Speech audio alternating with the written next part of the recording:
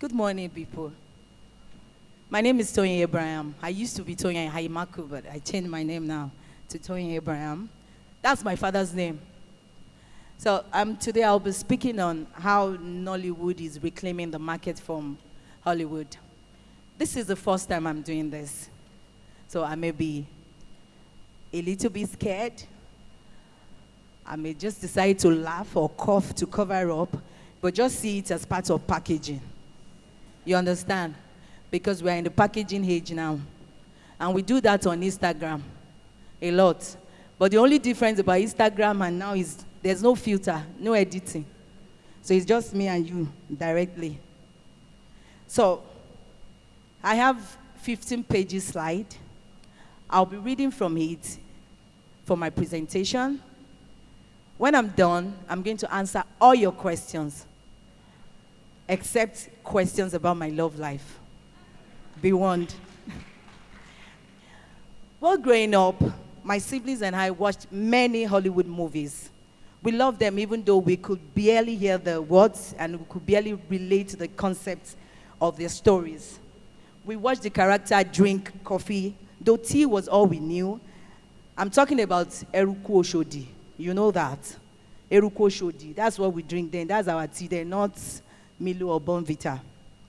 We also didn't know why parents in the movie never spanked their kids. They only ground them while we got the beating of our lives. All these concepts were foreign and strange, yet we couldn't get enough of them because they were the most available. The only time we get to watch Nollywood movies was when our parent comes up with new home video, and then we cannot escape it but watch it with them. The problem then were not the actors, because they were so talented. It was the content. It was what they had then.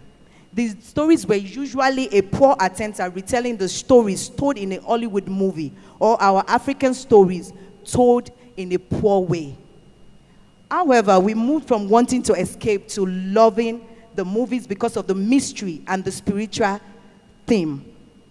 These were the days of Abijawara, Fade Yoloro, Orishabumi, Willy Willy, and many others. We then evolved from movies with that kind of theme to movies that are based on morals, then later to romance. Maybe because of economic hardship, people were no longer interested in just romance, so we had to stop romancing romance. Despite our poor content and mode of delivering them, Nollywood was at that time second largest in the world of volume, ahead of Hollywood. So we had the market in terms of quantity, but not quality. Fast forward from then to now, we have come a long way. The industry has evolved and a good number of movies can now compete, I repeat, can compete with Hollywood movies. A number of factors has really helped us. Number one, the social media. The advent of social media brought the industry closer to the people. Stories that an average person would normally not hear are now being shared on social media every day. We read stories like Keep the Change Bay on Twitter, and Joro Olumofi Instagram page is full of many strange but true stories. Seeing how much people appreciate and get involved in such stories has really helped shape the industry. Now we know the kind of stories to tell and how to tell them. Number two, believable stories. We now produce movies that tell a different kind of story. The story of our people, our history.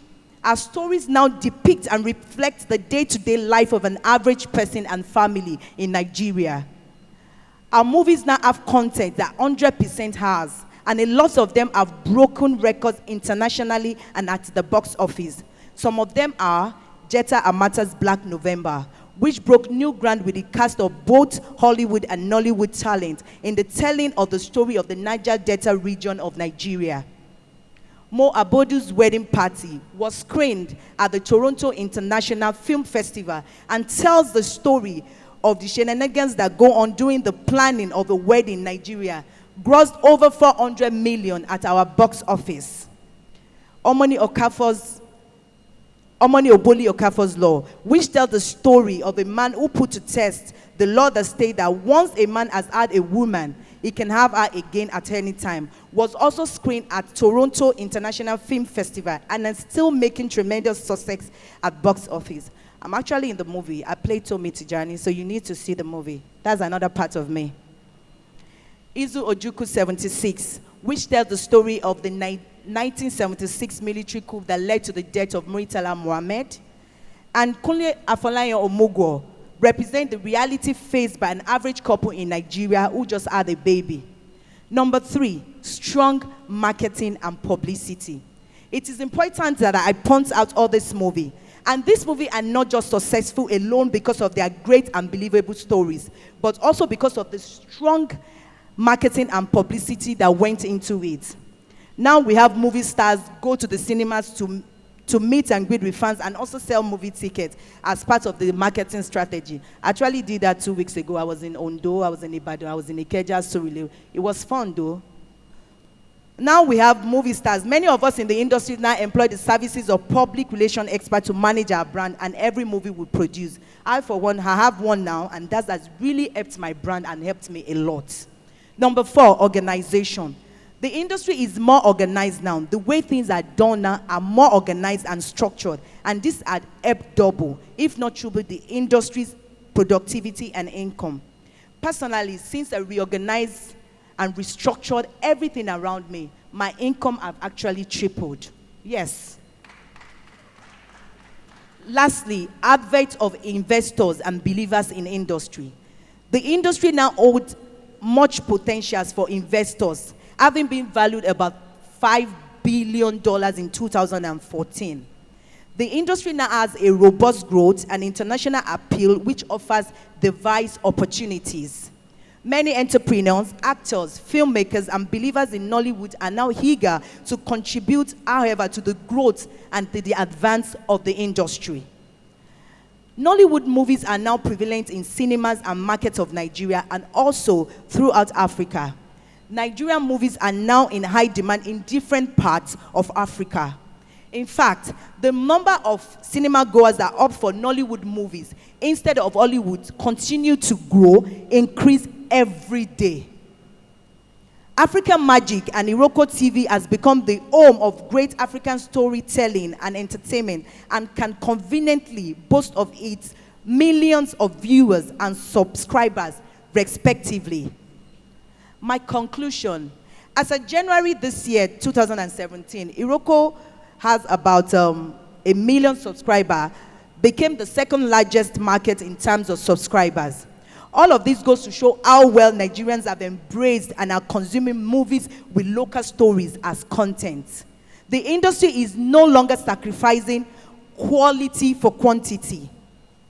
We are now focusing on bringing to life everyday stories of people and getting those stories to everyone and everywhere with the help of public relation experts, all in a more structured and organized manner. More people are now encouraged and now eager to invest in the industry. It is therefore only a matter of time Nollywood will totally reclaim the market from Hollywood. Thank you.